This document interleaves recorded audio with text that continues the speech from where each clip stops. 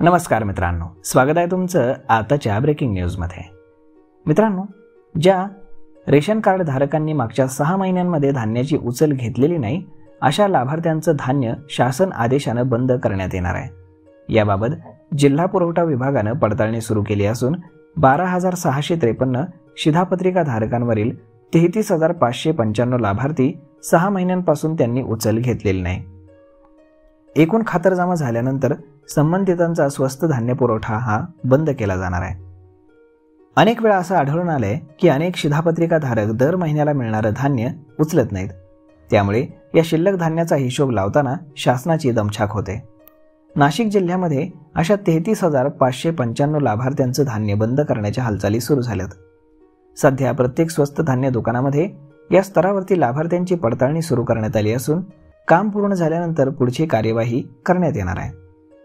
याशिवाय ज्यांच्या दारापुढे कार आहे किंवा कुटुंबातील एखादी व्यक्ती आयकर भरत असेल अशा लाभार्थ्यांची माहिती संकलित करून त्यांचं देखील धान्य बंद करण्यात येणार आहे।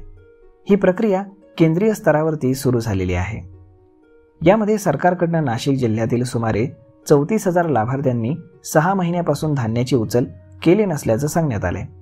त्यानुसार 12,653 शिधापत्रिका धारकांची स्वस्त धान्य दुकानामार्फत लाभार्थी पडताळणी करण्यात येणार आहे। आतापर्यंत सुमारे 20,000 लाभार्थ्यांची पडताळणी ही पूर्ण झालेली आहे। जिल्हा पुरवठा विभागानं मोफत धान्य योजनेतील अपात्र लाभार्थ्यांची शोध मोहीम हाती घेतली आहे। 4 चाकी वाहनधारक, आयकर भरणारे आणि वार्षिक उत्पन्न 1 लाखांहून अधिक असणारे शिधापत्रिका धारकही स्वस्त धान्याचा लाभ घेत असल्याचं निदर्शनास आलंय। त्यामुळे पॅन कार्ड, आधार कार्ड आणि बँक स्टेटमेंटच्या आधारे अशा लोकांची यादी तयार करून त्यांना योजनेतून अपात्र ठरवण्यात येणार आहे। तर मग मित्रांनो, अशा पद्धतीनं जर तुम्ही आता सलग 6 महिने धान्य घेतलेलं नसेल तर तुमचं स्वस्त धान्य हे बंद होणार आहे। तर मग मित्रांनो, हा व्हिडिओ, ही माहिती तुम्हाला कशी वाटली हे तुम्ही आम्हाला कमेंट करून नक्कीच सांगा।